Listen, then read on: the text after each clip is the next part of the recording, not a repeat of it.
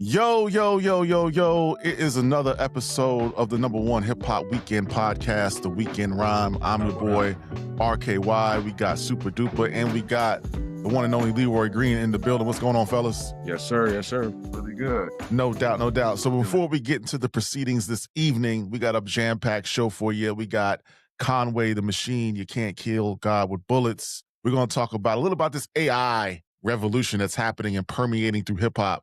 We talked about it before. We want to dig a little bit deeper. But before we start with Conway, we want to talk about hit like and subscribe. Make sure you hit like and subscribe. Thank you for everybody that tapped into us the last episode. We got people coming back saying, yo, good to see you guys back. Happy to see it. Some people still talking that shit to Leroy, but it's all in fun. But people were glad to see us back doing our thing. But hit like and subscribe. Find us on Amazon Music. Find us on Spotify, Apple Music, YouTube, IG, anywhere on the socials, on the internets. The Weekend Rhyme will be there. But before we start off, I want to say this album that came out for Conway the Machine was refreshing. I think he came with some good beats, and it's a much better album than the last one he came out with last year, Slant Face Killer. Had Timbaland on production, Conductor again. Some of my favorite records on the album was The Undying, the Diamonds joint, Rock Marcy was dope. Also the song MVP feature of the album was the G Herbo. And I liken Conway to, they have a lot of wrestling themes throughout the Griselda over the years. They refer to themselves as Hall and Nash, him and Westside. But I look at Conway as the enforcer. I look at it as Arn Anderson in a way, with the spine buster. His beats are very cinematic, very true, authentically hip-hop, new age boom bap, some would say. And so we're going to talk about that. Somebody got at you in the comments saying boom bap will never die, but you might have a retort for that. But I thought the album was really solid. And to me, it might be one of those albums in my top 5 of 2025, to be quite honest with you. He is really carrying Griselda's legacy forward, even though the music is still permeated and rooted in that same street cinematic aesthetic, street rap. I just think he's been more consistent over the years, and it's still refreshing because he's talking about on the album, him being in Paris. He had a record with Lady London, the joint called it was Addicted. Shout out Lady London, bro. Shout out Lady London. She got off on that record. What's the name of that record? It was he really rapped. She could rap for real though. You know what I mean? Even though she's soft. Attached, you talking about? Attached. Very beautiful record. A joint for the ladies, but it was still in Conway's vein. He was still talking that talk, and it was a record. It didn't seem forced, but it seemed organically in tune to the ladies. So shout out to Lady London. Shout out to that record. 17.5. I thought Conductor Williams, that's another record that I enjoyed on the album. Overall, very solid outing from the Griselda camp. Conway is delivering it again. I think he is much better than the last album. I think this could be a contender for hip hop album of the year. So before I turn it over to Super Leroy, what's your thoughts on this album? Okay, well, I do have a breakdown of a formal one, but you said it was better than Slant Face Killer. I don't know about that one, my guy. But you really liked it. I thought it was cool. You know what I mean? I was driving to it. You know what I mean? I had to go on a little road trip. So, just listen to the album driving. But, I thought it was cool. Conway is always, he's Conway. He does his thing. I think he's super great at rapping. You know what I mean? If we just want to talk just the rapping itself, bro, is like, you know what I'm saying? He does that. Multi-syllabic rhymes. He got that. He has been very consistent, but I think all of the members, I'll say Westside and Conway, have been very consistent to me. Benny, not so much, but I understand why Benny wouldn't pop out as much as he does. I understand why he kind of plays the background, and I think that's smart. But, I thought the album was good. We was talking about it before the show, and I think that, there's a certain lane that I want to call like street therapy. And I think that that's a lane that Conway would fit perfect in. It would come across as believable. He has the lyrics to do it. He has the beats to do it. Shout out to Conductor. I do think Conductor is nice. When I go back and I listen to the albums this year, and I go back to something like Rome Streets, Train Spotting, and I listen to that, it sounds just a lot iller to me now. You know what I mean? And I think Conductor, it has a lot to do with Conductor. You know what I mean? So I do think that if we're going to say it's boom bap, and it is at its core, the way that he is, he manipulates that or distorts that into his own type of vibe, I think that's fire. So overall, I think the album's cool. If it was out of 5, I would give it a solid 4, no problem. You know what I mean? So Super. What say you, sir? I thought the album was dope too. Some of the highlights to me though were Conway rapping over some of the more musical production for me. Some of the Griselda sound on the album were kind of letdowns, honestly, in my opinion. He got some dope beats where it's got that traditional sound, but I mean, we'll get more into it if we're gonna go song for song, and when we talk about it during your breakdown. For me, I really liked. I liked the whole album. Honestly, I thought some songs were a little bit too short that I would have maybe enjoyed a little bit like Mike said, like Ron said, the Undying song. I love that song. I like the concept where he was going in there. I just wish it would have been a little bit longer. Yeah. So that's one of my favorite songs, though. I do really like it. That one. I like Mahogany Walls too. I like Mahogany Walls. So all around, from top to bottom, and like you said, I would probably give it maybe a 4.5. I think it's up there with some of the best albums that came out this year. I think that production wise, I like the boldness of Conway to, step out of his comfort zone on a lot of the tracks too. It's dope. If you ain't heard it, you better go listen to it. It's real dope. Yeah, and Leroy, before you break it down, the sequence of the album was masterful. You go through it, you start from Gunpowder, Lightning Above the Adriatic Sea, BMG, Diamonds with Rock Marcy, Hell Let Loose. I thought that was dope with Wu Kid and Tony Yayo. Crazy Avery, the joint that Timbaland did. Another short record, but I thought Timbaland kind of blended in production-wise to what Conway was going for. The Painter, and then the Undying. The Undying is a song I put on repeat. Then you got New Devils with G Herbo. Otis Driftwood was cool, and you got Mahogany Walls, was super talked about. Parisian Nights. Right. You don't really find a flaw. I just named about 10 or 11 songs, and you go straight through. And for 2025, I can't say I've heard an album.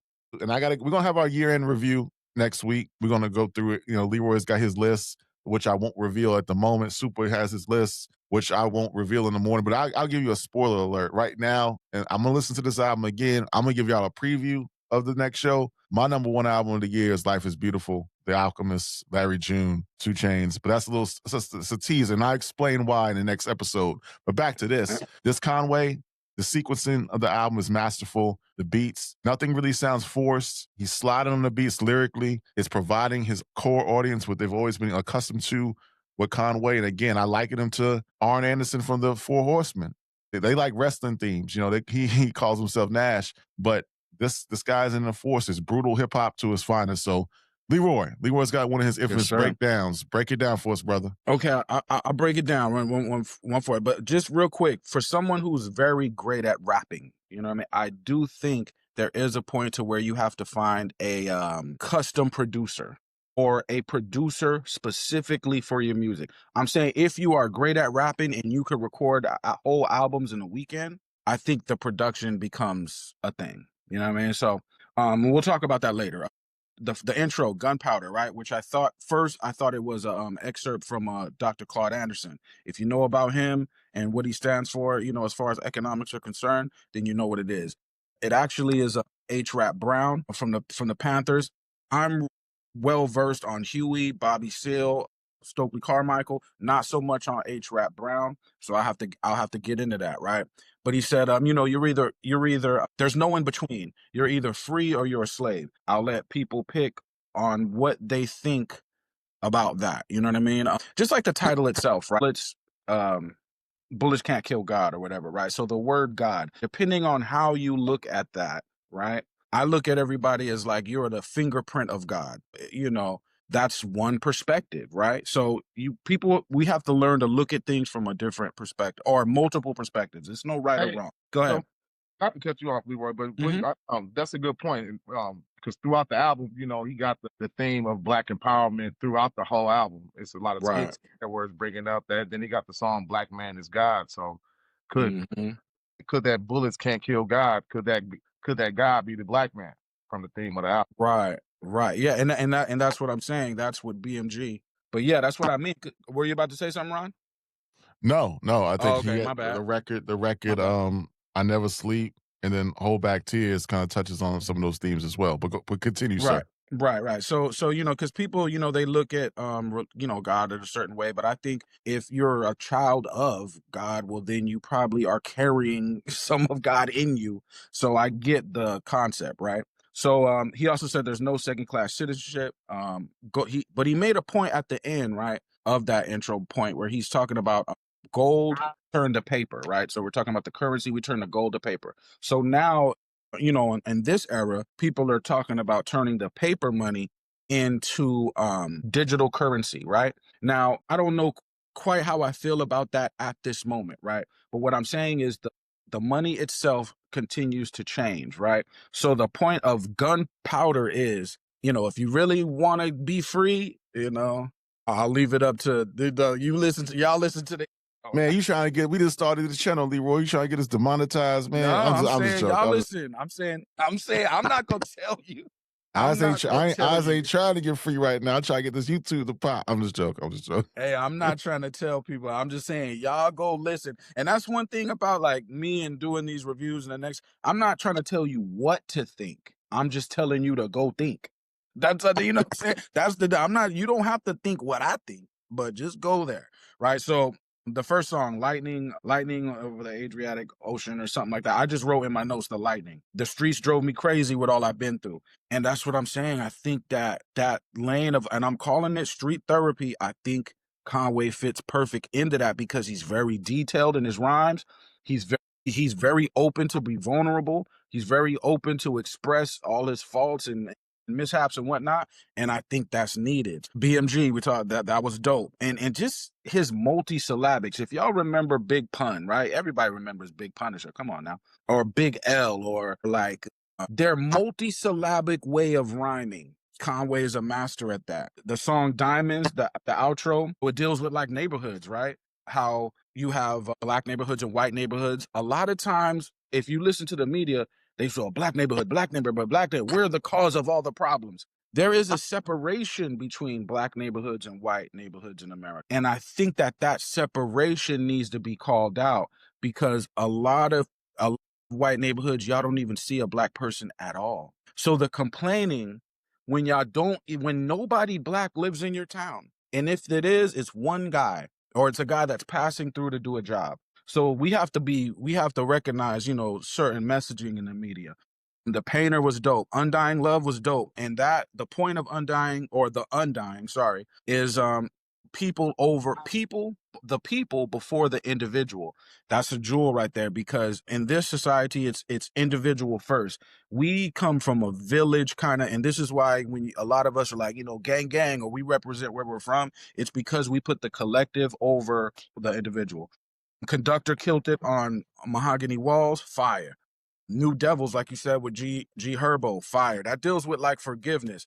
Let's be real. Like we just saw a clip of like Mano passing by Troy Ave at a game or something like that. And there's some other things going on. Like forgiveness is like not really talked about in rap. And that happens a lot. Let's be real. Like dudes have problems. They see each other, they be like, you know what, we can let it go, man. We can just rock. That's an important jewel right there because it'll save a lot of nonsense. Parisian Nights, there's beauty in my scars, perfection in my flaws. That's what I mean with that street therapy, man, is beauty in the scars. Like that, we gotta go there. You know what I mean? Like all them little mishaps in the street or times you made mistakes. If you could articulate that, that's a super jewel. Holding back tears, you know what I mean? And that's what I say. And also 17.5, that was fire by Conductor, man. I gotta keep giving it up to Conductor because I really wasn't thinking about Conductor too much this year until it got towards the end.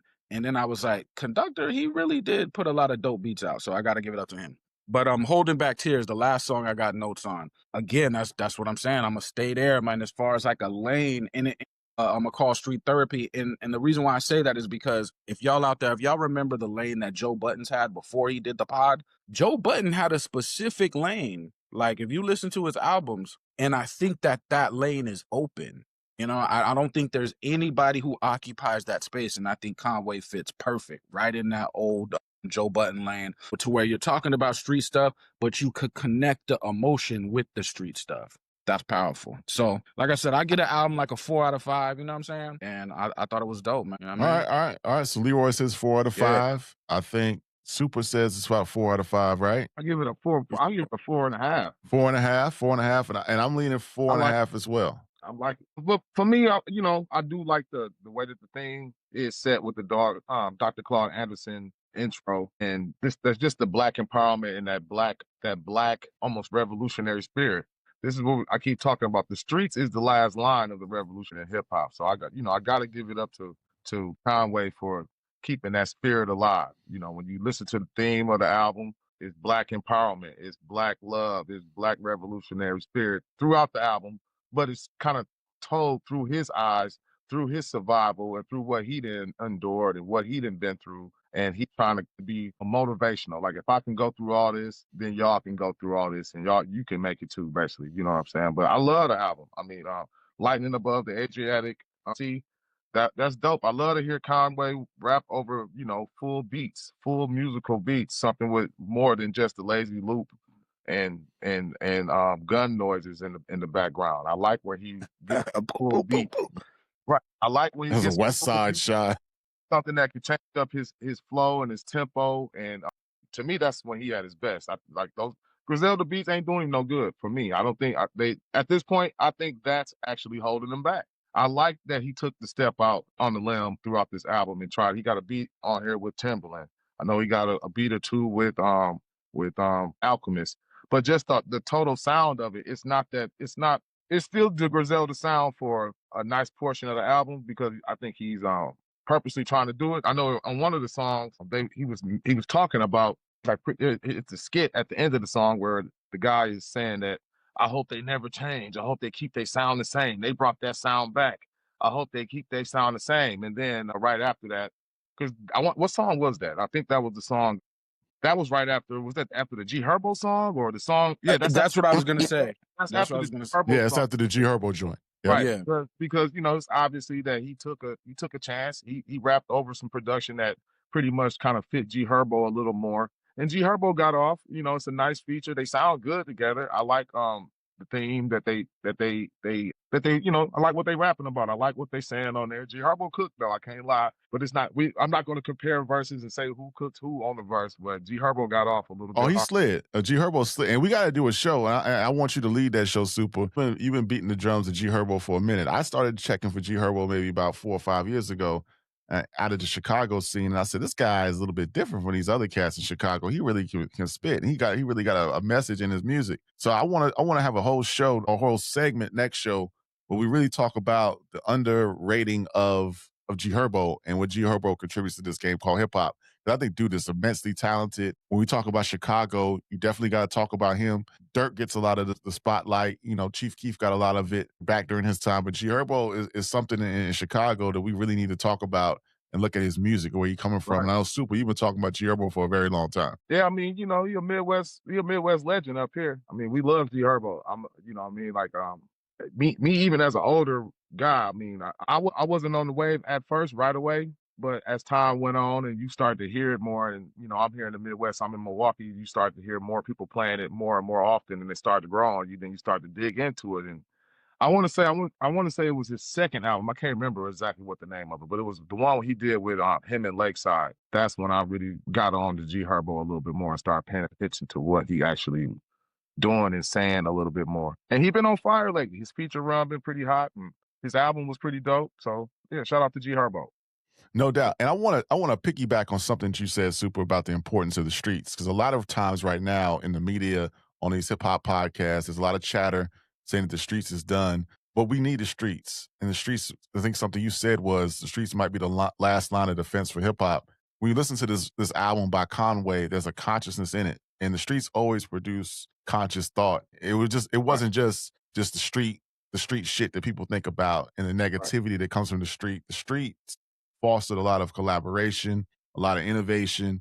It also provided some level of safety in a way. Because you look back at over the movements of time, I'm gonna let you cook in a minute, Leroy. You look at movements of time that we had in our history, there was always a collaborative effort with the streets and the church, the streets and the nerds, the streets and the athletes. You always needed the streets. So to take out the streets and say the streets are dead, maybe some elements of the streets need to evolve or change, or maybe the streets Right. were corrupted by forces outside of the streets to make it change in a more negative way. But we need rappers like Conway in this album streaming the consciousness, talking to things that Leroy talked about as far as therapy and understanding how to navigate through these streets. But we can't eliminate it. And so there's some problematic language going out. We probably gonna get into it a little bit later on the show about the streets is dead. And I know, shout out to my boy Troy Ave. We're gonna get him on the show. He said the streets is a myth. There's an element of the streets that's needed because in the history of our collective, it's always been a vital asset. So Leroy, you want to touch on that a little bit? Well, just to touch on that a little bit,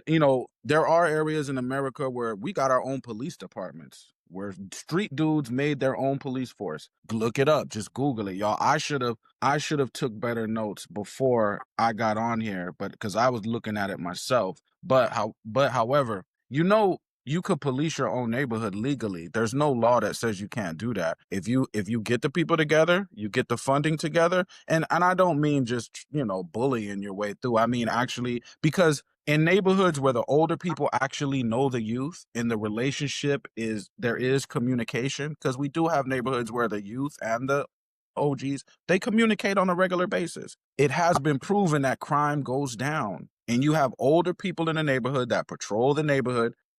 Just Google it, y'all. They get paid to do it by the neighborhood itself. It's just black people patrolling their own neighborhoods. They just walk around making sure everybody's good. So I'm just saying, when we get so the real police never got to really go through there to do nothing. You know what I'm saying? So if we get to that stage, you know what I mean, that's powerful. You know what I mean? And of course, it's easier said than done. But it has been done. And I just say, if y'all just look it up, it has been done. And I'm talking about today, in today's times, like right now. There are places in America where black folks police their own neighborhood. It's like 20 of them. You know what I'm saying? I'm just telling you. So if we can get back there, that's powerful. You know what I'm saying?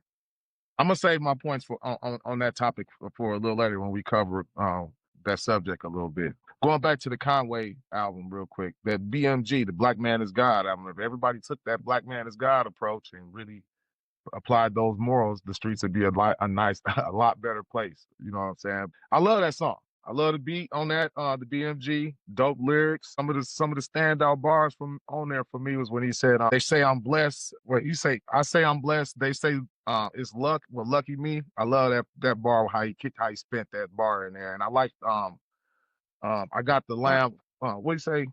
Went and got the lamb. I went gyro on it, like that bar. That's hard. That's hard. That's hard. That's hard. That's hard. That's hard. He got a lot of nice quotables on the album. I know we're gonna have a different conversation on a different time, and it's gonna be a really very, very entertaining conversation. I think I know where Leroy stands when it comes to the Griselda camp, and I definitely know where Super stands. I'm a neutral party, so I can't call it either way. But I don't want to. I said some things on these pods before where it may seem that I like certain artists and Griselda's music a little bit more, but I will say that this Conway album is making me change my mind a little bit of who I'm thinking who the dopest in Griselda is. Because I was a West Side guy for a while, but the way Conway is spitting, his last, 2 albums, I know he tried to do a little bit of experimental stuff on Slant Face Killer. It was a little different sound, but this album right here got me thinking who the number one in Griselda might be Conway. Benny had a run for a minute, and Benny was giving that look. He was going to be the one that took Griselda to the mainstream. And then you had the artists and the curator of West Side Gun putting together these sonic and these artistic art gallery raps West about Side fashion. crazy, bro. And West Side was crazy, but I gotta say from this rap thing, I gotta say that Conway is really really impressive the way he's putting the bars together with the beats and really sustaining core hip hop elements in his music. So we'll have that discussion about the state of Griselda, where Griselda's going in the future. I know what your arguments are. I don't want to derail the show. Well, I rock with Griselda. I'm fine with him. Yeah, I think. But I'm saying your opinion of who's the best Griselda is a little bit different than Super. I know. You know what? Just real quick though, I'm always gonna keep a door open for Benny though, man, because I think that Benny can pull it off. Did he pull it off on the crossover with the album? No, but is it possible? I do think it is, because I think, again, I'm gonna talk about lanes, right? Y'all remember Fabulous Lane? Fabulous was a commercial artist making commercial mainstream music. That lane is still open. I You know think, what I'm you know, it's a saying? big between them. I mean, if we're gonna talk about it, we might as well just talk about it a little bit now. Between Big Butcher and Conway, right? I think that the difference between those two is that I think Conway makes better projects. I think he makes like better projects from top to bottom. And he might have better features, he might even have a better verse here and there. And maybe more variety than Kanye. I mean right. Conway. We struggling, folks. We struggling. We partied last night, and we doing this podcast in the morning to deliver to y'all this evening. It's a little rough. I don't know if this is a wise decision, but continue soon. For me, I mean, for a long time, I still don't know. I can't even lie. I still wouldn't be able to choose between Benny the Butcher and Conway. And is Bodie James, is he still officially Griselda or no? Is he, or, you know, is he Mass Appeal? I believe so. I believe he's still affiliated, yeah.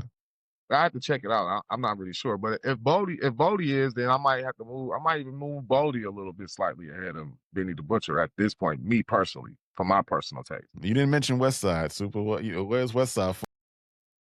I'm not gonna mention him. I'm not even gonna. I mean, I'll get to West Side. He got some dope. He have impressed me a little bit more here and there, but no, I can't. I just can't take. I can't take West Side serious. I really can't.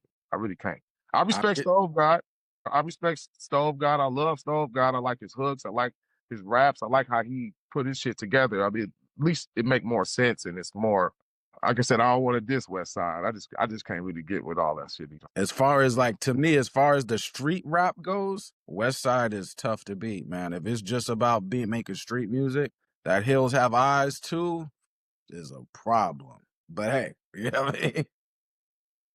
Yeah. I'll get to that later. When we get to ASAP, I'll kind of make a comparison there. All right, I want to pivot a little bit because in a lot of these podcasts, we always talk about it. You heard about it, you read about it, you've seen about it. It's on your news. AI.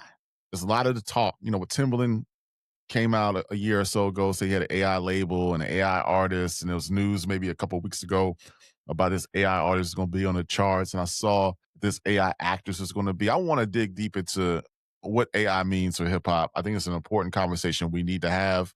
Nothing that we should avoid because it's like it or not, it's here. I want to run down some numbers real quick. I want to run down some numbers real quick to talk about AI and how it is affecting us in a big macro way, and also talk about the limits of it in hip hop and whether it's fair or foul, or whether we should embrace it as a community because we have no choice because it's proliferating through all of our lives. So 80% of companies, I said 80% of companies are pushing to make their workforce a little bit more efficient using AI at the moment. 32% of all organizations in the workforce expect a decrease in the workforce size due to AI automation in the coming year, which is 2026. 89% of students, that was elementary school students all the way up to university students, are using tools like ChatGPT for homework. 60% of the teachers, now this is interesting. 60% of all teachers are using AI for their lesson planning. Producers are using it to find samples, to change drum patterns, to change loops, to replace voices. There's also legacy preservation projects where they're taking artists who are unfortunately no longer with us and taking their existing vocals and finishing those vocals off. There are artists like Beanie Siegel and DOC. I don't know if DOC is using it, but there's other artists that have voice issues that are using AI to replace their voice. So AI is here to stay, and I think we need to adapt as a culture. If you make music or you don't make music, but the consumers of the music and people that are in the culture of hip hop need to understand where it's going. So I'll turn it over to and get your thoughts before I go to Super. What do you think about AI and also the specific things that I spoke about as far as using AI to? And I don't want to come across as a hypocrite because AI helps me, put together, edit the podcast and create different things and sequence things. So I use AI even on the podcast game. It will take me hours upon hours on end to come up with a format and a script and a sequence and an outline. But I can take these ideas that I have in our brain and what we talk about on our text, put it in the computer, put it in Gemini, give me an outline, take out what I don't like. So AI enhances all of our tools. So I don't want to come across as, and I use ChatGPT for a whole bunch of stuff. So I say that to Okay. say, Leroy, what's your thoughts on it? And we'll go with the super after Right. that. Okay, so my thoughts on the subject are going to continue to evolve as AI evolves, right? I'm from the Bay Area, so I'm from Silicon Valley. So when the computers started to go up, I was right there at the epicenter of that. So what I mean to say is we should be learning how to use these tools, right? From a academic standpoint, in which you were just talking about, right? I think a lot by default, I think a lot of laziness is going to happen because you're going to use a machine to think for you. I think that us as a people, right, we should take just like in rapping, right? Rapping, you need multiple skills in order for you to ride the melody and the harmony. I can't see myself. You gotta put me, you know what I mean? It's weird, but you have to use a certain amount of skills to ride the melody, ride the harmony. You need the wordplay, you need the content, you need the delivery. So you see how it's multiple things in one, right? So with school subjects, I need us to take all of our subjects from writing, math, science, history, reading, and put them all together using AI and make it one subject. Make it one subject and then teach your children from that perspective to where it's all the subjects in one. That's very important because whether we have the AI or not, minds are going to have to our minds are going to have to do a lot to keep up with this or beat it.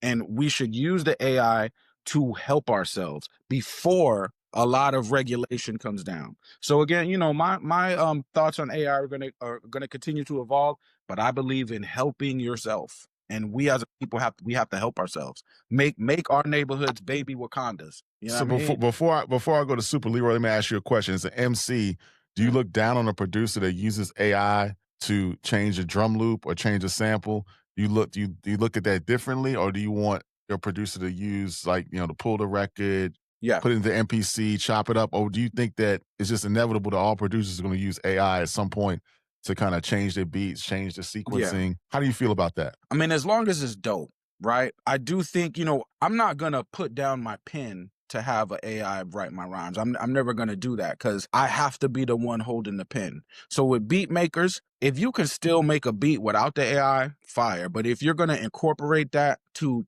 up your workflow or up your range as far as like different things you could do, like for example, I put in something, I think it was a piano, whatever it was. I messed around with it like maybe like a month ago.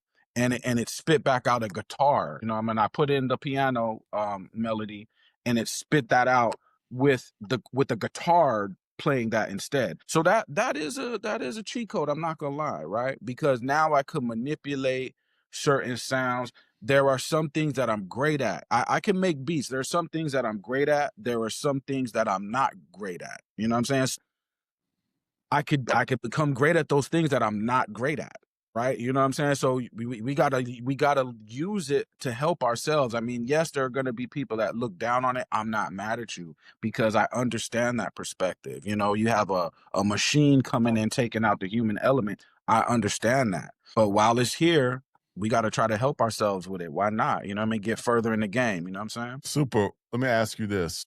What do you think about the argument of AI being used to take pre-existing vocals to finish them off? So an artist unfortunately transitioned, passed away, died or whatever, and they had some vocals. They had a couple of verses that were not finished. They were in the booth. But what do you think about the argument that AI can be used to preserve a legacy, or someone that lost their voice and they can't their voice due to a medical condition to restore their voice? What do you think about AI I, using that element, and what do you think about it overall? I mean, overall, I'm against AI. Period. To be honest with you, I think it's useful for certain things, but it's equally just as bad. I mean, if you're going to if you're going to have your resume ghostwritten by AI, what's the difference? What's the difference in having a song written by it? Or if you're going to have your work plan planned out from AI, and this is your job to do this and to write out.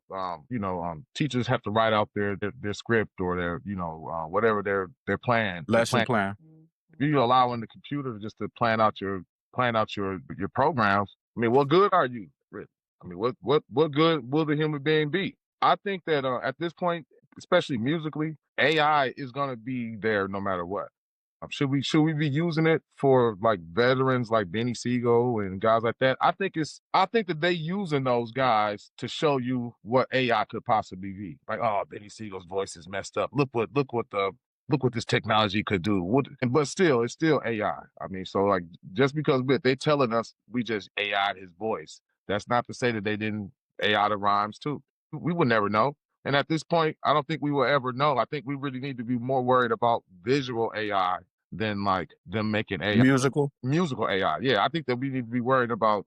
Not to cut your wisdom, just real quick. A lot of artists that if you think you're going to cheat your way through using AI, a lot of publishers are not going to accept your music. I just want to let y'all know that publishers are stonewalling against that. So when you try to submit your material to a movie, a TV show, or whatever, a lot of publishers are going to deny it when they see I mean, that. but if you really can, you can really get creative and just use AI to build it, and then just take it and flip words around and move.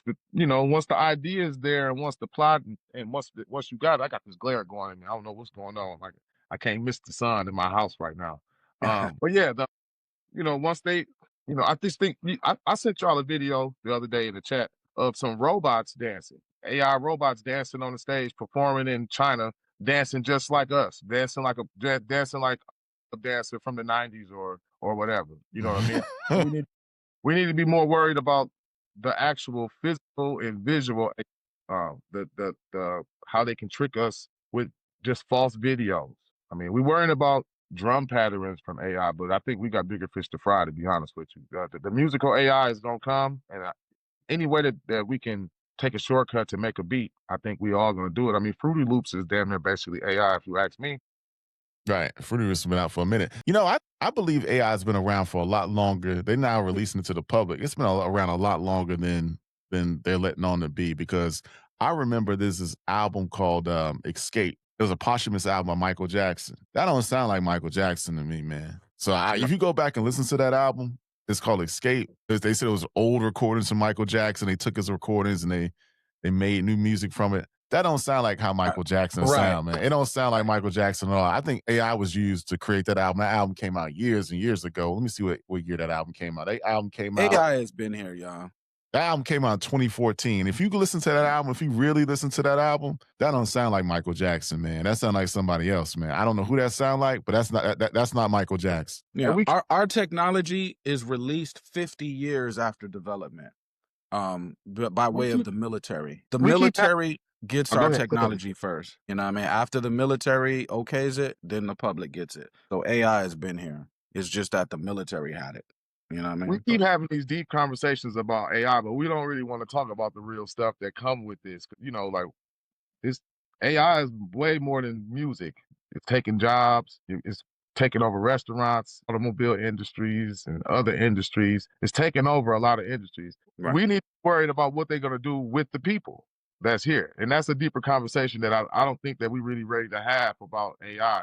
Well, yeah, we see it. And to your point, Super, we see it already. It started when you went to the grocery store and you had to go to the self-checkout line. That's a form of AI. We had to scan your groceries, and they could tell when you put it in the cart, or you can tell when you put it in the bag. Or they got the things now at the airport where you can just walk into the store, it scans your face, you put your card in, you take the stuff off the shelves, and it automatically charges you. Or you got the Waymo vehicles in Atlanta and also in Texas, or in Las Vegas, where you just jump in the car and AI just drive you to your destination. They got the restaurants that you said, Super, in Japan and China. I think they even have some in New York where you go, if you want some coffee, there's nobody working. And there's one in San Francisco. Where you at, Leroy? There's a burger place that's all AI. You go in there, you order your burger. They make the burger. They take your money. It's just one person. So the jobs that is taken away soon. The Amazon, a lot of Amazon put a lot of our folk on. During the holidays, they're gonna have the automated vehicles. They got the drones now. The Walmart in my neighborhood got drones dropping off the deliveries. You're gonna have people driving trucks that's all automated. You're gonna have people working in the factories loading the boxes and the trucks up, all automated through AI. It's just as you say all that, Ron, you gotta ask the next question. So what is their plan for people? What's the plan for people? They got many plans for the computer. I know what the plan is. I know what the plan is. Look, to save ourselves, right? America is about goods and services. Goods and services. If we need to create a supply chain of goods and services, meaning you pay for an item from another Black person, you sell another item to another Black person. Now, granted, I know some people may feel a way about that, but we always talk about unity, right? As a people, community, right? So unity a lot of times is based on if you have something that I need, and that exchange becomes our unity. We're cool with each other, but you also have something that I need, then I pay you for it, and then you put the money in your pocket, and it creates a unity. We need to have a supply chain of some goods and services, and we could do that because we could use AI to help do that, but the AI is going to take away a lot of jobs. That's what the AI is going to do. So you're not going to have a job. A lot of our people, you know what I mean? We got to get with it, man. And I'm just saying, there's always going to be something that somebody needs, and you have a skill that somebody needs. Somebody you know is willing to pay for that. So what's the cutoff for us? What's the cutoff? Because to me, I like technology. Like I'm a technologist. Yeah, I love tech, but it has this side effects. ups and downs. Will y'all get the robots? Because I saw the Tesla robots. They're gonna have the robots that do your laundry, that do your dishes, that clean up the house. Will y'all get y'all gonna cop the robot? I can't. Y'all gonna cop the robot? Man. I mean, I'm not hating though. Super, you look like you thinking about it. You gonna cop the robot? It is what it is at this point. I mean, what we gonna do about it? We gonna quit living? What we gonna do about it? Or is our people gonna reject it? Well, it's gonna be one thing or another. People gonna use the technology for what it's used for until we all turn around and be like, well, damn, what am I supposed to be doing? Or are we gonna start protecting some of this and get a little pushback? I mean, I'm just nervous. The robot might just switch it up on me. I come home, he might pull out something while I'm asleep. Bro, the robot is already thinking for itself, and it's already manipulating the human. It's already at this very moment that I'm talking, the AI has already outsmarted the humans. So we got to be very careful because it's already there. They try to turn off some AI, right? And the AI refuses to be turned off. That lets you know it's thinking right there. You know what I'm saying? So, but anyway, I think we should use it because Apple, right? Apple came out huge, the greatest computer company, right? If we had developed our own computer and call it whatever you want to call it, right? That's a cheat code. So with this AI, let's develop our own AI. This is a super extreme moment. This is about life or death. You know what I mean? Literally. Let's create our own AI and move that. What you mean? Let's. What you mean? Who is us? Who is we? And who is like who? As a people, right? We have people like Ron that are great with technology, right? That's their thing, right? So let's try to build our own AI system that's just meant to help us. That's powerful, man. That's powerful. I make it sound easy. It's gonna take a lot of money, and then even you got to build data farms. You got to have licenses from the state and federal government. You got to have a lot of different. I think there are things we could do without asking permission. They can't even get together to run record labels, let alone AI companies, man. So okay, so we're gonna go under. You know what I mean? We're gonna go under, and if it's time for us to go, it's time for us to go. Hey, when we pop the podcast off, we start monetizing next Christmas, next holiday season, next birthday. I'll buy y'all a robot. No, I'm good, man. They had a report where this robot threatened to expose this guy's. I was cheating. The guy really wasn't cheating, but I see. You've seen it on 60 Minutes, right? They were AI tried to expose that the person was, cheating on his wife. So that lets you know that AI is. Well, he didn't. It wasn't that. They asked the AI if he was to blackmail him, how would he? How would the AI? Yeah, right. And the AI exactly, right. Exactly. Mm-hmm. So, but I think again, man, when you have a system that will answer any question in 60 seconds, do y'all realize how powerful that is? Like, it will answer any question in 60 seconds. Y'all better sometimes less than that. We better figure it out. Even when, like you said, I want to say, I think both of you guys said it. Like, if they bringing us and showing us this AI technology now, they've had this for at least the last 10 or 15 years. look, Drake got so many so-called ghostwriters and camps, but Drake whole shit could really be written by AI computer. Well, how will we know? I mean, they say Quentin Miller, they say a couple other people, but how will we really even know if he had AI write the shit that he did write? We would never know. I So mean, at this point, I think when it's kind of something we need to not even be that really worried about, because it's going to creep in. It's gonna be people writing AI for whole movies. Like, it is what it is at this point. It really is. well, Here's in the what next few years, they'll use a black woman that'll be an R&B singer, and they'll make her an AI, and she'll take out everybody. It's Or gonna happen. or they'll use a white woman to sing like a black woman Okay, and the okay. world too. One way or the other. You know, it's it's a interesting. lot. It's a lot. It's a lot. But the thing about our show, the Weekend Rhyme, we want to make sure we not only entertain you guys, we want to give you guys some information. So we thought this would be a good topic. So you got to understand what's coming, what has already occurred, and what's into the future. But I do implore you to listen to that Michael Jackson album, Escape. Let me know in the comments if you thought that was AI or not, because to me, that don't sound like Michael Jackson. But let's get back to this hip hop thing. Let's talk about this. A topic that we touched upon a couple months ago on our previous pod, the rollout. A$AP Rocky hasn't dropped an album in about 7 years. He just this week released his cover art designed by Tim Burton, acclaimed director who directed Beetlejuice, Batman Returns, called Scissorhands. Edward Scissorhands. I think Nightmare Before Christmas. Tim Burton, that director. Yeah. Did you do Beetlejuice? I don't know if Yeah. he did. I think he might did Beetlejuice Yeah, too. yeah. So Tim Burton released this album. It's very artistic. I'm putting up on the screen right now for those who are watching it at a later time. But I wanted to talk about the rollouts, right? And to me, it seems like these new artists, not newer artists, A$AP's been around since Long Live A$AP. He put out Testing back in 2018 was his last record. And now we're about 8 years later with Don't Be Dumb coming out January 16th. Artists and hip hop artists doing too much.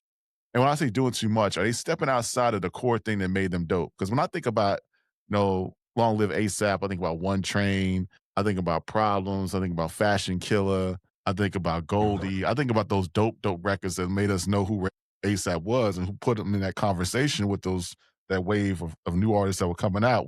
It was Drake, whether it was Kendrick, whether it was Big Crit, whether it was J. Cole, Big Sean, he was in, and Wale, all those artists, but he took some time off to get into some other things. So the question I'm asking you guys, and I'm asking the audience, are we doing too much with album rollouts? And I saw that with Joey Badass, when Joey Badass was on these magazine covers and he was walking down runways and With his pregnant wife. taking photos. Yeah. Can we get back to the music? And is it taken away from the music? Because I don't have really high hopes for Don't Be Dumb. I'm not, because the last two singles he put out didn't really work. They pulled it from YouTube because it wasn't getting the numbers that they thought and people weren't really feeling it. I don't know. So what say you? I know Leroy's got a lot of thoughts on this. I'm gonna go with Super first. Leroy kind of clean up on the back end. So what's your thoughts on this A$AP situation? Do you think Don't Be Dumb will be a dope project, or are we just looking at another rollout of hype that has all this artistic that amounts to nothing? That little snippet that he had put out, or that little one song that he put out earlier in the year, or was that earlier this year? That little, Yeah. Yep. Did they push this album back? Is this the same album, or what is this? Is this part? They pushed probably it. pushed They it pushed back. it back because the songs that he put out were not charting. They was flopping, right? They didn't chart at all, and they pulled Right. the videos from YouTube. He had he had two elaborate cinematic videos. They pulled them from YouTube, and his songs didn't chart, so they kind of reset everything. Exactly. So I think that it flopped the first time when it came out, when they was coming out pushing those rollouts, and he was doing all those extra pictures and doing all those fashion runways at the time. Nobody was excited for the music then. They still not learning. I guess if same thing with Joey Badass, all those photo shoots with his wife and all that, not even talking about really the music at the time. He did do a lot of speaking on the music and talked about the Kendrick beef, but I don't think that he even battled the whole West Coast and battled kicked our ass. He battled the whole West Coast, but I don't think that he did any type of press coverage of his actual album or any of the music on the album. Like, I don't remember an interview with him talking about the album. I know he had a lot of interviews talking about the beef and the West Coast drama or whatever, but as far as really talking about his music on his new album. I don't remember him really getting out there promoting and talking about the music on the new album like that. Same thing with ASAP Rocky. I mean, you going and showing off these purses and scarves and going on all these runways and taking these pictures and doing all this fashion week stuff. Is that really getting your fans excited for your music? I don't think it worked the first time, and I don't think it's gonna work the second time. So I think that you know, these guys gotta get really back, like I said, back to the music, Ron. Back to the music. Back to the music. Let the music speak for yourself. Speak for itself. I mean, do interviews coming out, speaking on what's the purpose of your next album. Do something. I mean, you gotta do something because these fashion runway, this fashion stuff is not like it's not carrying over musically for a lot of these guys that's supposed to be new fashion icons. No, man. It made I him don't very wealthy. Leroy, what say you? With ASAP, it's interesting, man, because you have some people that are a one of one. There is nobody to compare to this person because there's the only person making this style. And that's what I like about ASAP. I wasn't feeling ASAP when he first came out. I said, hold on, this dude ain't even really got no real identity. He's kicking this fashion stuff. Man, I'm not feeling, bro. I didn't even listen to the mixtape. Somebody was like, nah, you need to hear this mixtape, bro. He's gonna be different. I'm not even gonna listen to this. When that album came out though, Long Live ASAP, I was floored, man. The album to me sounded incredible. Like this sounded like a classic. Long Live ASAP. That debut out That's a long to time me. ago, Leroy. But to make me feel that the type of listener I am, to make me feel that about your album, you have to be good at what you do. And you know what I mean? And with ASAP, if he flops, he's not supposed to be like y'all. That's the one thing people got misconstrued. well, They're going to compare him to ASAP is about not being like everybody else. That's what makes ASAP. So if he flops, that's a good thing. It means he don't sound like y'all. you know what? I want to clarify flopping too before you continue. Okay. When I say flopping, I'm not saying sales wise either. I'm not meaning like he flopped because he didn't do 100K the first week, or I'm not even talking about that. I mean just flopping musically. Okay. Like the focus on these rollouts from a lot of these guys lately, not even about the music. Right. But if you're saying rollout, right? Like we have this hustler ethos and hip hop. And to be a hustler means that you go over the limit of whatever it is to get to the bag, right?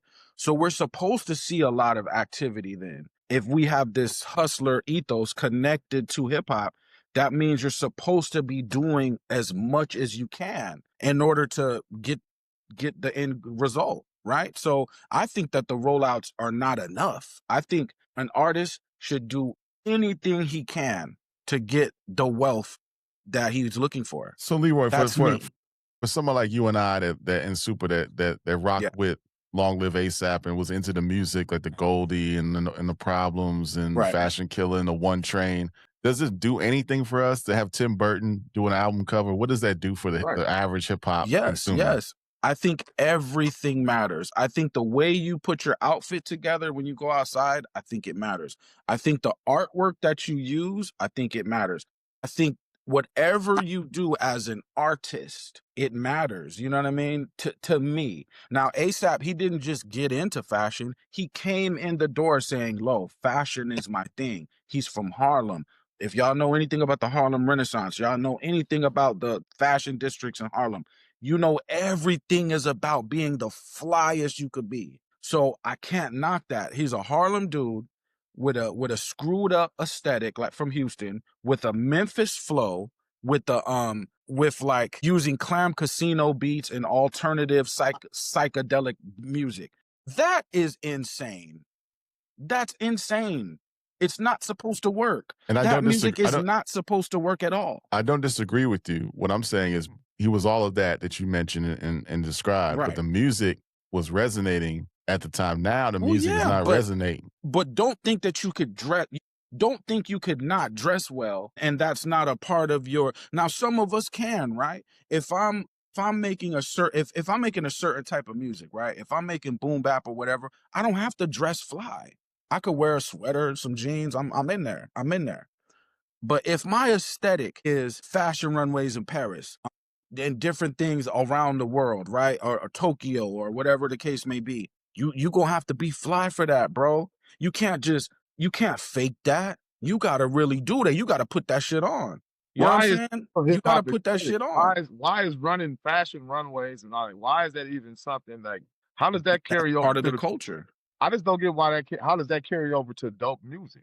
I don't. Because the music is supposed to sound like the way you look. So I'm a jacket guy, right? I got a lot of dope jackets because that's my thing, is searching for dope jackets. So my music is supposed to sound like the way my jackets look. Everything goes together to me. To me, I can never. So if We you was made all some young bad at one music, point. I would When we think you went had to a bad school, jacket then. when we went to school, we made sure our outfits were put together, y'all. Let's not front. Let's not front and act like we showed up dressing not well. Like, we made sure that our sneakers was right, our shirts and jackets was right, our hat, beanie, everything was right. We did not show up sloppy, bro. Like, So, let's be real. so if the album ain't got no dope songs, you gonna blame?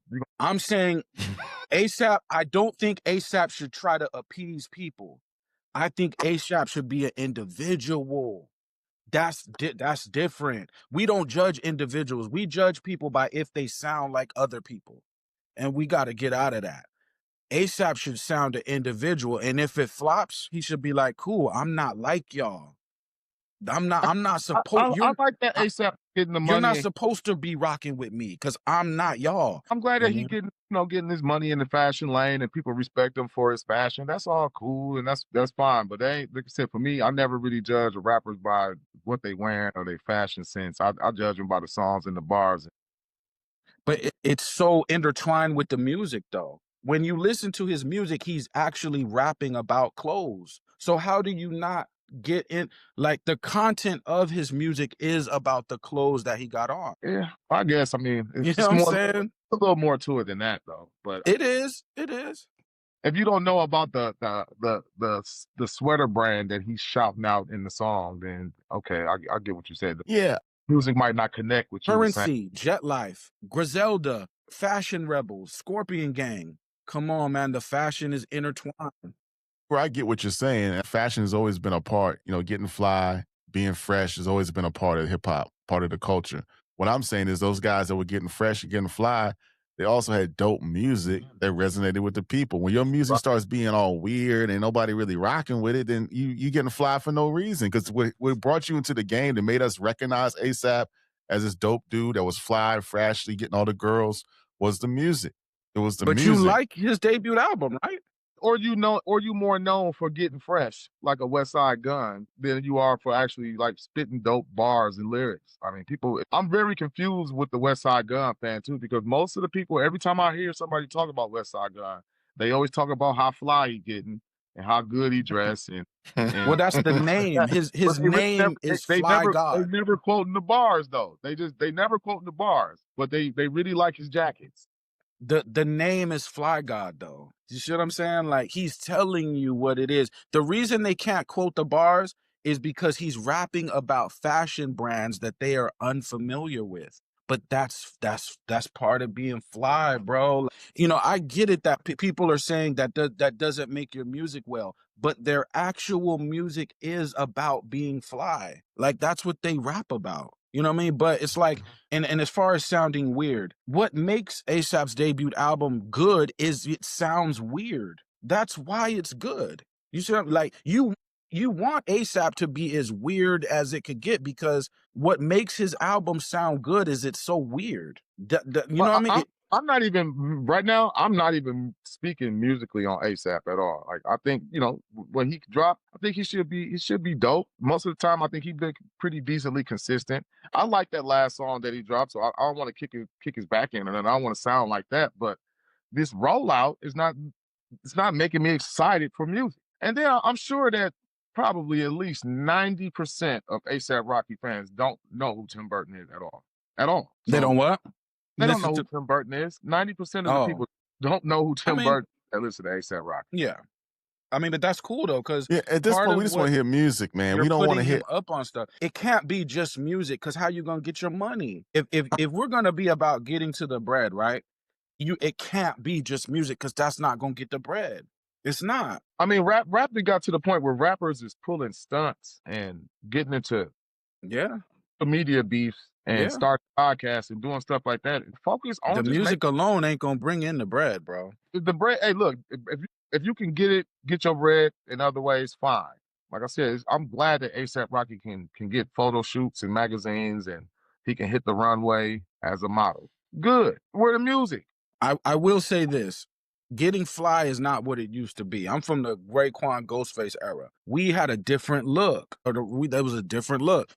We need to adjust the look a little bit. But I'm just saying though, with ASAP, I think ASAP is the hardest lane in music to make because the sound of his music has to be different from everybody's style. If ASAP ever sounds like somebody else, we're not going for it. ASAP has to sound completely unique every time because that's his brand. And it's just like fashion.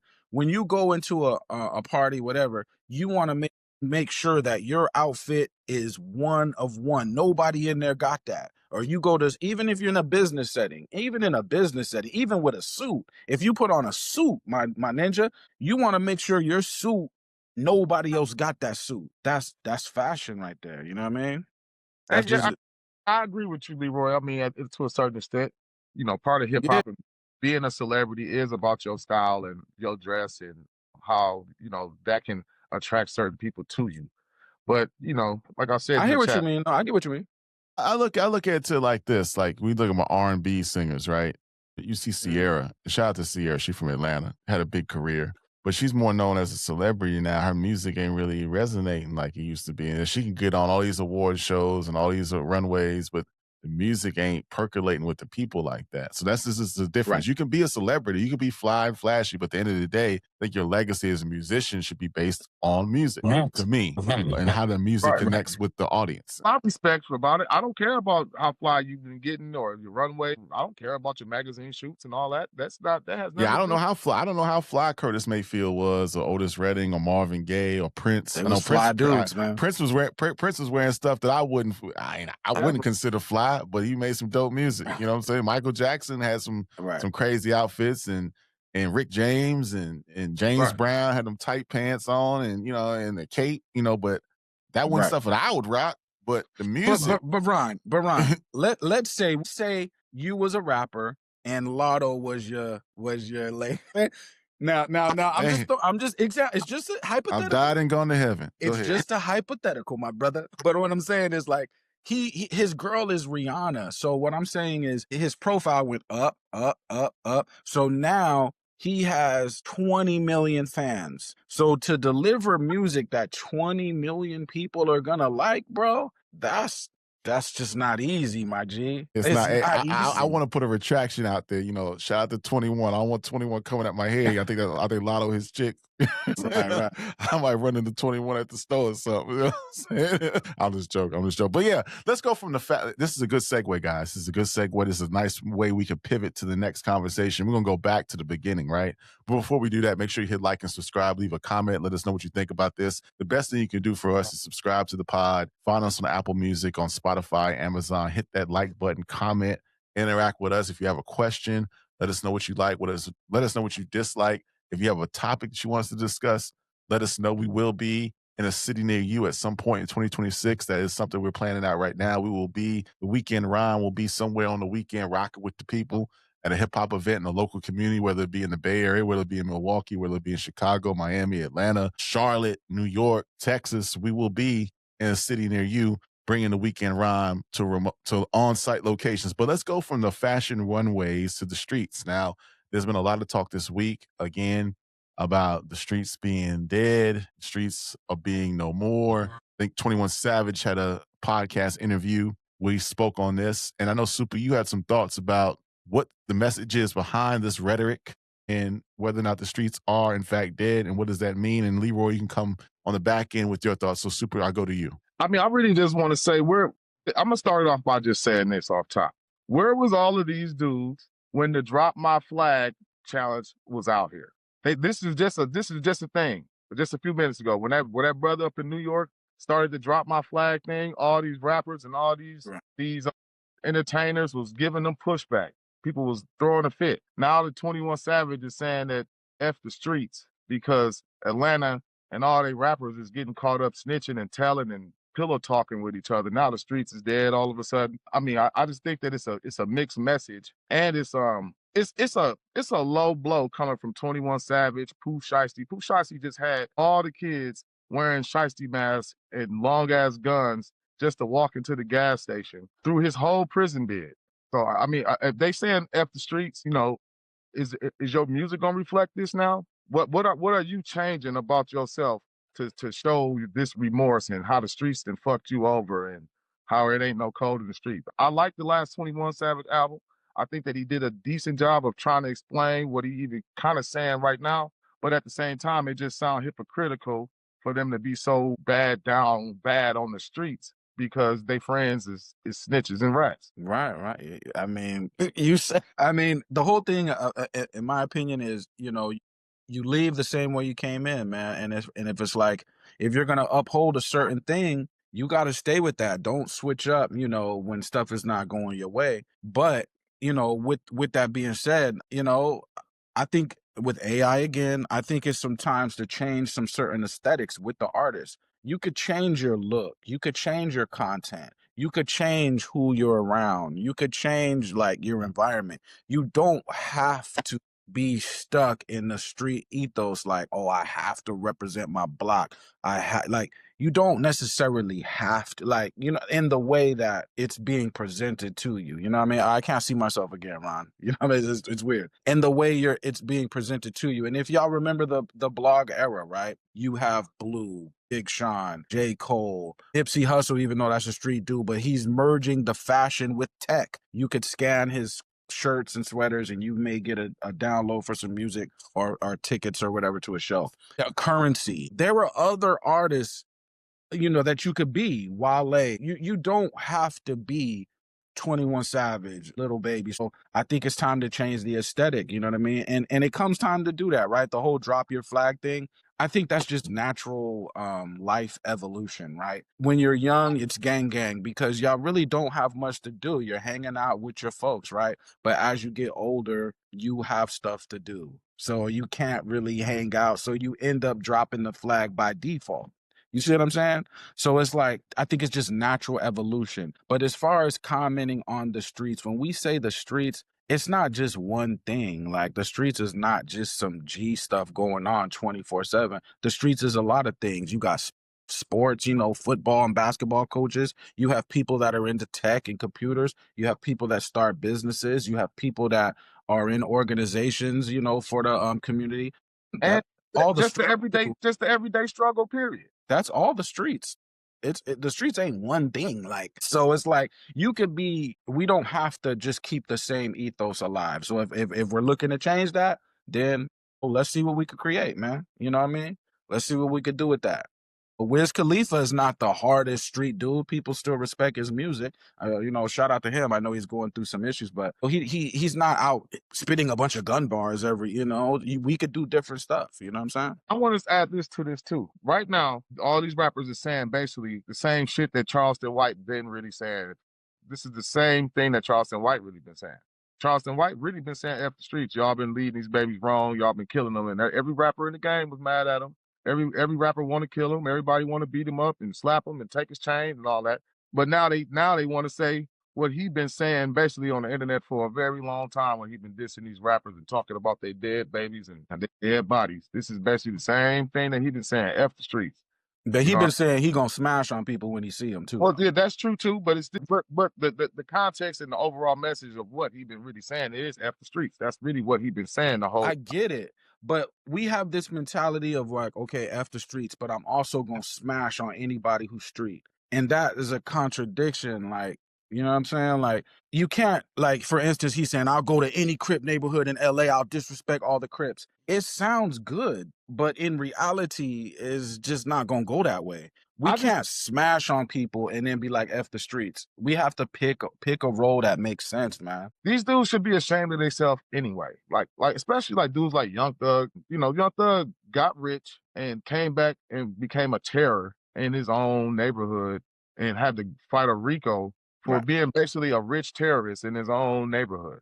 You know what I'm saying? For no reason. I think that these dudes been glorifying this street shit to the fullest, and just a simple tweet saying "F the streets" ain't good enough for me. And I get it. I get what they saying. So I don't want to. Don't get me wrong. I'm not saying that we need the streets. We need the gangster shit. I'm not even talking about that. I'm just talking about the hypocrisy of these guys saying what they saying right now with all the evil that this state has spread. You know what I'm saying? To be honest with you, I think that it's hypocritical, and if you're not gonna do something through your musically to reflect what you saying right now, shut up for real. Hey, Hey, well said. Well said. Well said. No, Hey, we're gonna that's leave true it. though.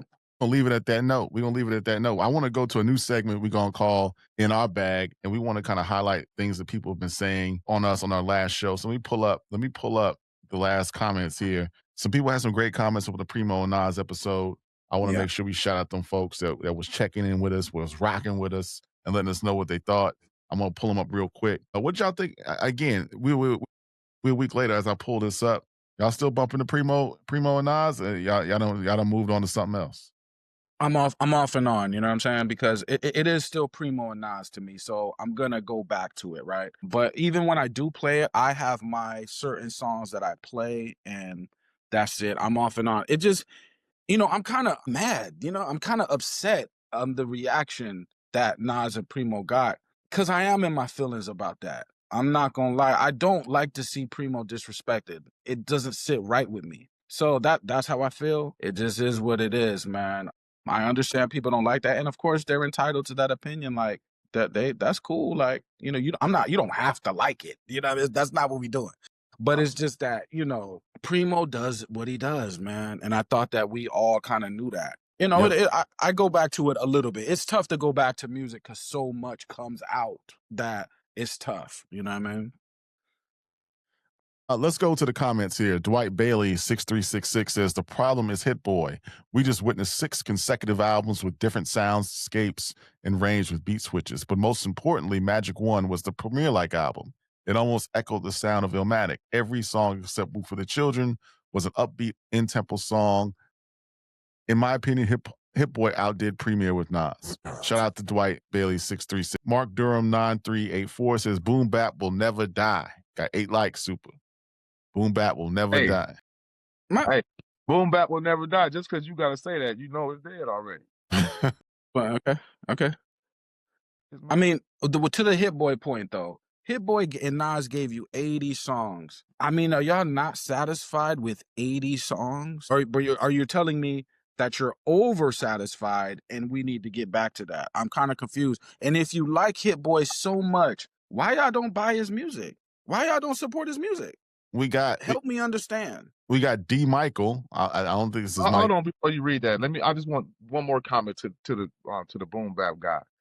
Just ask yourself this question: do you like this modern Boom Bap better than the Boom Bap of the past? If you like the Boom Bap of the past better than this modern Boom Bap is dead. Conductor is alive. Conductor is alive. Not making better beats than RZA. Conductor not making better beats than Alchemist or Preem or Pete Rock, or right. You're not making Boom Bap than those guys. Yeah, but Alchemist makes 100 different and listen, that's still my wheelhouse. Boom Bap is still my wheelhouse, y'all. So don't get me wrong. It's still my heart. It's still what I listen to the most. But I'm just telling y'all that the Boom Bap, as far as getting better, it don't seem like it's gonna happen. So Boom Bap is dead. And as far as guys like Griselda and New York in general, I mean, I think y'all would be better off going back to the mixtape era right now and jacking for beats, rapping over some of these guys' beats more. But super going the Conway route and switching up some production and showing that you can rap with a G Herbo, showing that you can rap the same production as some of these other guys out here. I think it's more time for that to stay stuck into Boom Bap, because Boom Bap ain't nobody from New York is rising because of Boom Bap. Nobody. Jazz is dead, right? Jazz is dead, but we're okay with that. So jazz is dead, and and people still love it, and it's dead. Well, I don't know if jazz is dead per se. I mean, no, jazz is dead. It's dead, but we still love it. I mean, no, jazz is nostalgic, but we still love it. Dies, Boom Bap. Does that mean we don't love it?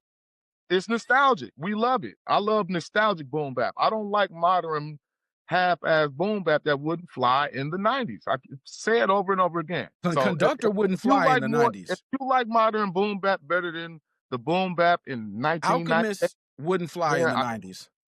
then I'm out of order. But if you with me, then you agree that boom bap is dead. If you don't think that the beats is better now than they were in the past, you agree that But boom bap is dead. again, though, Super, Alchemist and Conductor would get laughed out the room in the 90s. Alchemist is not surviving the 90s. Alchemist was in the 90s. I know. Yeah, and nobody was laughing at them beats. But bro, a lot of how many people bought Alchemist beats in the 90s? Very short list. Let me get back to the list real quick, guys. Leroy, this one's directed towards you. This is by D. Michael. I don't think this is Mike D, but it could be. Saying you pretty much should get Hit Boy production from anyone is a wild statement. Not any who can do a 6-album run with the GOAT. That was directed towards you, Leroy. Let me explain what I mean. And I'm not, and to go back to my point, I'm not clowning Alchemist and Conductor. I'm saying they are making new boom bap because their style wouldn't work in the 90s. To that point that from Michael D or whoever, right? Hit Boy was brought in the game to make beats for 50 different artists. Do you understand what that means? That means that no, he was not brought in the game to just make beats for Nas. So let's understand what a person. This is why you people love Hit Boy, but you don't know much about Hit Boy, and that's confusing to me. Hit Boy came in to make beats for labels to shop to their entire roster. So when we say Hit Boy doesn't have a signature sound like Primo, do you understand why he doesn't have a signature sound? Because his beats are shopped around to everybody. They are not just for Nas. Let's be clear. His beats are for everybody, and Nas picks through those. Well, from what they said, that they tailor-made those sounds for a Well, particular. I'm just letting y'all know that Hit Boy's beats are for everybody. Well, that's because he's more versatile and he can work with everybody. And that's awesome. I think that's great. If you can do that, that's awesome. But when people act like it's his sound is customized for Nas, no, it is not, people. Okay? Let's be clear. This is the let's go to Smooth 2432. This is about the game in his place in the West Coast and whether or not he's better than Kendrick Lamar. Smooth 2432 says he is definitely better than Kendrick. People literally be forgetting the state of West Coast back then. It was 100% on mute. Nobody was even thinking about them until the documentary. I remember the first time I seen Game on the Boost commercial with Luda and Kanye. Like, damn, who is this dude? He cold as F. He put them all the way back in the spotlight. Not only that he not a hater, he put Kendrick on the Red album and took him and Nip on tour when he was on top. On top of that, he's battle tested like a mug. People don't want to go head to head with him because they know they're gonna have to rap. So that was Smooth 2432. Hey, salute the Smooth for telling the truth. That was 100% fact what he said. Again, man, he's speaking from our era. Kids now Kendrick is not from our era. These kids are not from our era. So the music doesn't sound like our era. When Drake comes in the game, and again, I'll use Hit Boy again, Drake is the rapping version of Hit Boy, meaning his music is for everybody. At that point, you can't just bar up anymore. Your music has to have harmony and melodics. That's where Kendrick comes in because his music has melodics. Game's music, he's not worried about the melodics. Game is just strictly gonna bar you out. You know what I mean? Now, he does have dope hooks though, but he's going to bar you out. That is not the era that's not the post-Drake era. After 2010, if you only bar out, but you don't know how to make a good hook, that's going to be an issue. After 2010, if you can't make a strong hook, that's going to be an issue. In our era, we'll skip the hook. We won't even make a hook. We'll say F you is the hook. Like, our hooks don't even matter in the 90s. We don't care about a hook. That's the difference. That's the difference. I don't agree, but we can move on. I'm gonna read two more comments. We got Don Paradise. I'm gonna read both of these in order that we can comment on them after I read through them real quick. Don Paradise 9781 talking about the Nas and Primo Light Years album. This was just a good album. We got to hear some Nas and Premier joints, nothing more, nothing less. I had to remove expectations and just accept it as a decent album with some highs and lows. But with all the hype and a name like Light Years, and it's almost like the track list read better than the album sounded. Get Realer says the project needed co-producers. It's delivered lyrically like he hasn't left 92. The production, in my opinion, only delivered on 5 tracks. Get Ready, Madman, Riders, It's Time, and Pause Tapes. But it must be noted that Nas, in an interview with Joe Budden, said that he and Primo worked with from scratch on the beat selection, which is interesting and actually lets us know that he has a say in production too. Welcome to the Underground and Junkie should have been produced by someone like Madlib, but similar vibe to his track Scarface on his collab with Jay Dilla as J-Lib on the track The Official Rap Circle remix for Welcome to the Underground. Even a production similar to Nas's track Zone Out from his Godsons album would have sounded more underground. For Junkie, sonic similar to Matt, well, this is a long comment, but appreciate you, brother. Get Realer.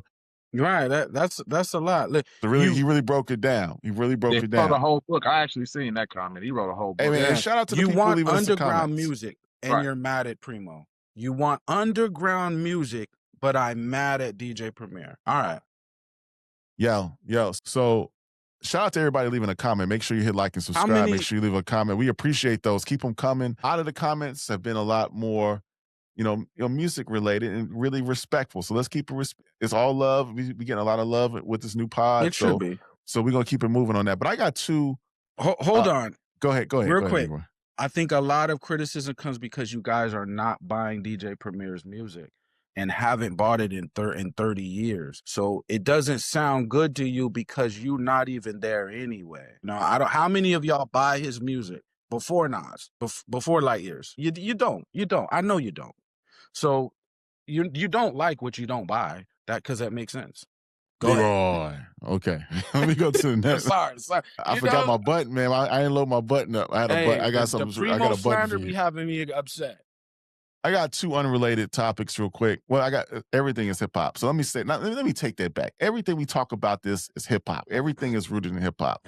From your magazines to your fashion to your TV shows to your podcasts to your music to the graffiti to everything, to the food we eat to sports. It's all hip hop. So anything we talk about on this podcast is going to be a hip hop related theme. I hit Super Up last night. I said, yo, did Jake Paul kill boxing? Did y'all see this Jake Paul and Anthony Joshua fight? I thought it was the worst exhibition boxing match I'd ever seen. Now, I rocked with the Jake Paul, Mike Tyson one.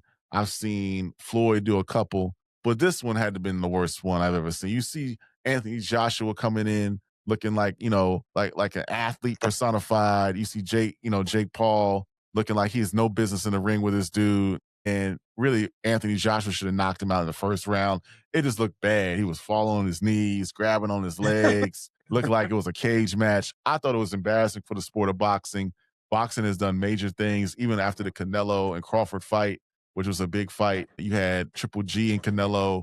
You had some good fights that really was bringing, a boxing back, and this was a really 8 steps back. And I think we don't want to see Jake Paul fight no more. It's not good for the sport. Super, what say you on this? I mean, you know what? I'm not even gonna be mad at Jake Paul. I think this just boxing in general. Jake Paul took advantage of the weakness in the game and exposed it.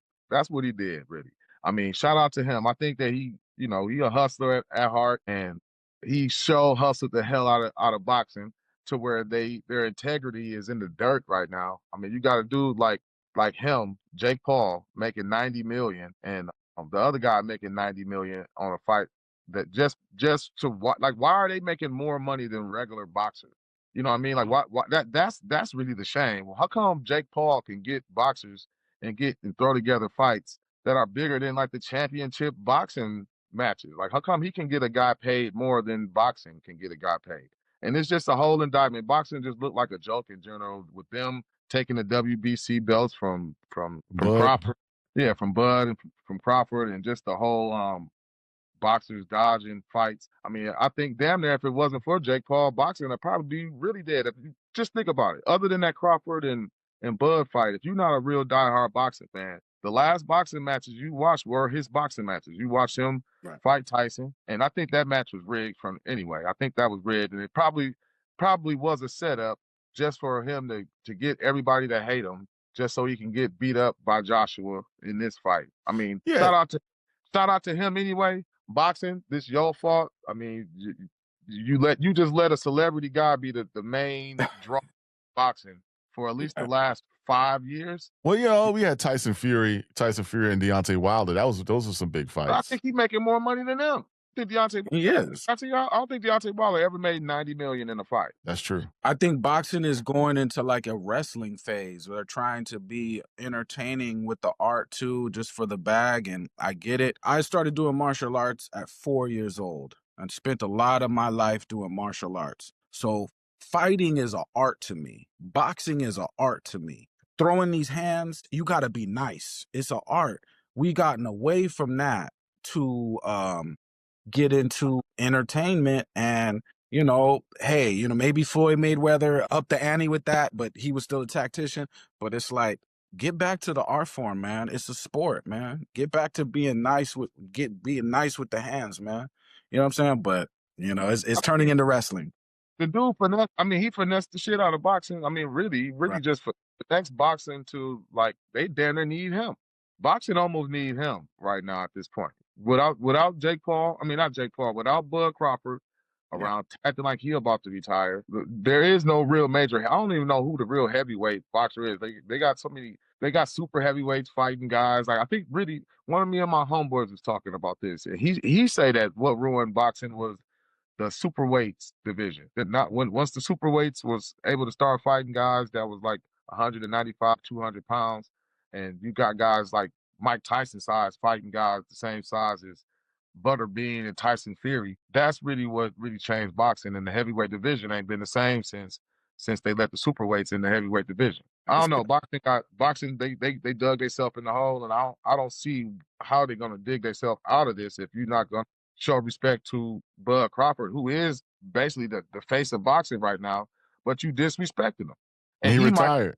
He might have to take a Jake Paul fight just to keep a bag going. So it's crazy. It's crazy. I know that Zuffa Boxing, I think it's called a TKO Boxing. I think Dana White is trying to get boxing back to a certain place of respectability. Hopefully he can accomplish it. He promoted the Canelo and Crawford fight, which was big on Netflix. Are you guys excited about the Floyd Mayweather and Mike Tyson fight that's coming next year? I refuse to watch that. I'm tired of all these circus matches. If it's gonna be some celebrity boxing, I'd rather really see some real fake Celebrity. tough guys. I'd rather see Floyd fight De La Hoya one more time. Let me see that. You know what I'm saying? Right. Let's get back to like just real boxing, man. Hey, if you give me Cameron versus Jim Jones, I'm there pay-per-view or something for something like that. They both playing the box. Give me some real celebrity boxing. Give me that. Give me Charleston White versus Academics or something like that. Oh, let's get Mike D versus Coop in the boxing. Let's see that shit. I want to see that. I want to promote that joint. Right. But for real though, like boxing, they almost like they embarrassing. It's embarrassing from where we came from, especially coming up watching Mike Tyson, Lennox Lewis, Evander Holyfield. Even for me, I'm a little older. I Riddick watched Bowe. some Sugar Ray Leonard and Marvin. I love Marvin Hagler when I was a kid. You know what I mean? Camacho, you know what I'm saying? Yeah. Julio Cesar Chavez, those dudes like that, man. But hopefully he'll come back. I was mortified. I wanted to cancel my Netflix subscription when I seen that, man. That was so bad. But I want to go. I was happy to see him get beat down, though. I liked it. I liked the fight. Like, I actually liked the fight. It was good to see him get beat down. Like, he should have been getting beat down like that by all the boxers. It was a bad night for bro. I'm glad Joshua Anthony didn't go in there and like take the fall or take the money, or it seemed like he let it. He played his role long enough to make it look good for Jake Paul. He should have knocked him out in the first round. We all know that he probably could have. Right. But he didn't. And, he played the game with Jake Paul. It still made him look a little, I guess, like presentable or like he got hard enough or something like that. But yeah, but way out of his league and out of his class. And the dude was way bigger than him too. Bigger. Yeah, but to our points about rollout too with the albums, rollout for boxing matches matter too, and I think a better job could be done in just the rollout even, Yeah. The rollout, the biggest rollout I saw, the Deontay and Tyson Fury had a good rollout. Bud Crawford and Canelo had a good rollout. But the big rollout was when they did with And this could have been a precursor to what we're seeing now. Was with Conor McGregor and Floyd Mayweather when they went to London, they went to New York, then they did Vegas. At least I'm not even mad at that, like, because at least that was legitimate 2 professional Fighters. fighters, Right. clash, a style clash, yes, and you know what I'm saying, Conor McGregor was at a disadvantage, but at that time he was like supposed to be the baddest dude walking. So it slightly made sense for an exhibition match, or you know what I mean, it made more sense than a Right. lot of Jake Paul fights. Like fighting fighting Mike Tyson was disrespectful to me.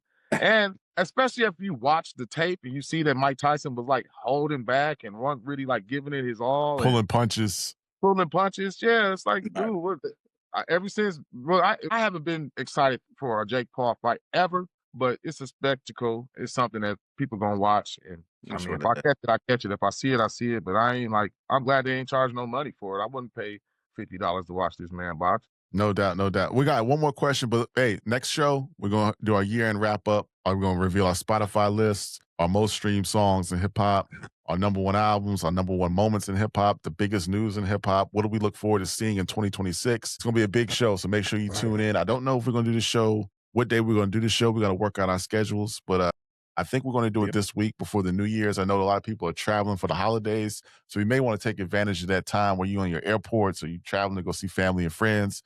We're going to give you a nice, clean, crispy podcast to listen to, kind of reflect on the year in hip hop as we enter in the year 2026. But before we get out of here, I got a question that's always been in my mind every year. You know, I'm a big guy, this a big movie guy. I always talk about cinematic sounds and cinematic things. And this question keeps popping up. Every year there's a debate on podcasts, on radio. Is Die Hard, you know, the original Die Hard movie, is that a Christmas movie? I say yes. You know, I think the whole movie is an action movie. It's a classic.